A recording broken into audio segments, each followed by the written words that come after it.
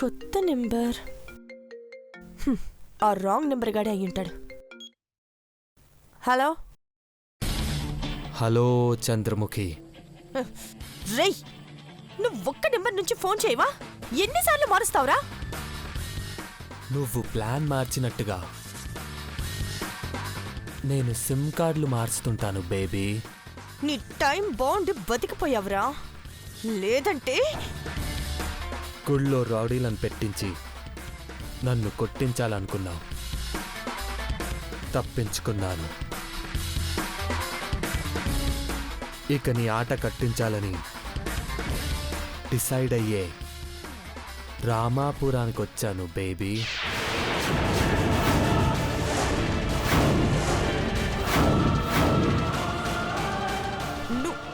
నువ్విక్కడికి వచ్చావా? నువ్వు పెళ్లి పీటల మీద కూర్చోవాలనుకుంటే నేనెలా ఊరుకుంటాను చంద్రముఖి? అందుకే నీ గుట్టు రట్టు చేయాలనొచ్చాను.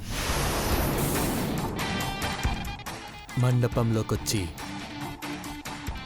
అఖిలాండేశ్వరి గారితో నీ చరిత్ర మొత్తం చెప్పేస్తాను.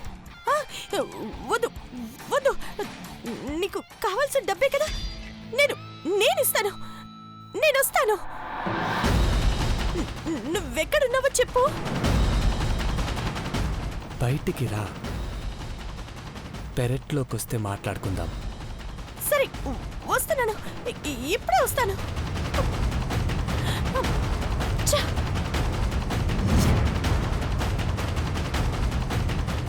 ఇదే వాయిస్తో మాట్లాడాలి జానీ. నీలాంబరిని కన్ఫ్యూజ్ చేసి కళ్యాణ మండపంలోకి రాకుండా చూడాలి. నేను చూసుకుంటాను దేవా. నీలాంబరిని అడ్డుకుంటాం గానీ పార్వతిని పెళ్లిపీటల మీదకి ఎలా తీసుకొస్తాను సార్? ముందు పార్వతిని అయితే సేవ్ చేయాలి శివ. ఆ తర్వాత భగవంతుడే ఈ కళ్యాణం జరిపిస్తాడనుకుంటున్నాను. త్వరగా వెళ్ళండి. Okay sir. ఓకే దేవా, ఉంటాను సార్.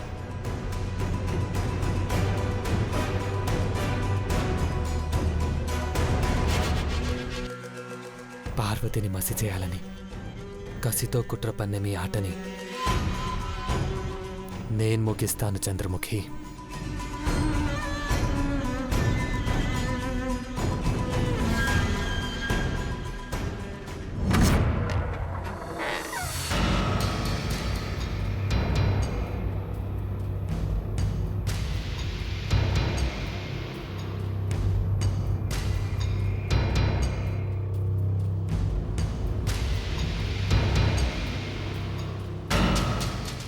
ఈ రూంలోకి పార్వతి వస్తే మాడి మొసైపోతుంది.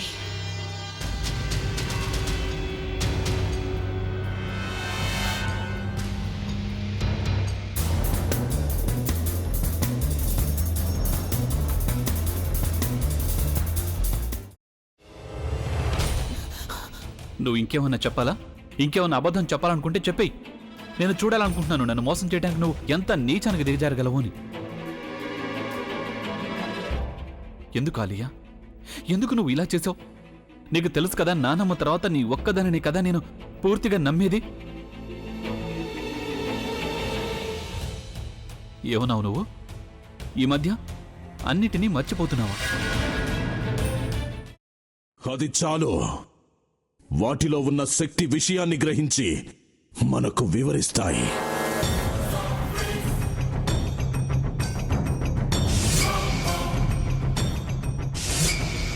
ఎవరు ఆ దండ విప్పొద్దు, గది తలుపులు తెరవద్దు.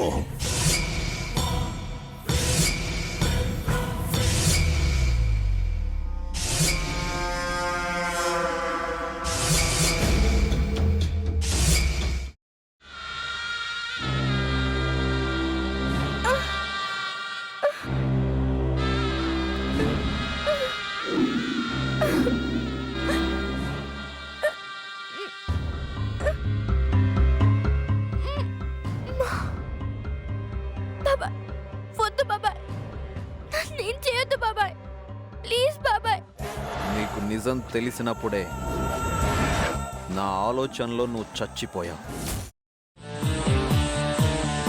అబ్బా ప్లీజ్ కొంచెం తినండి ప్లీజ్. భీమారావు గారు మీరా? ఇగో మీరా కాదు సక్కుబాయ్. అవును, మీ పనామే లేచిపోయిందని చెప్పి కంప్లైంట్ ఇచ్చినావు కదా. రేయ్, ఆయన కంప్లైంట్ ఇచ్చింది లేచిపోయిందని కాదు, కనిపించడం లేదు అని. అట్లానా? సరే మేడం. ఇడియట్. ఆ వంట మనిషి పేరేంటన్నారు? రత్తాలు మేడం. ఏం పెద్ద మంచి, నీ వంట మంచిని కూడా మేడం అని పిలుస్తావా? రేయ్ హాఫ్ బ్రెయిన్,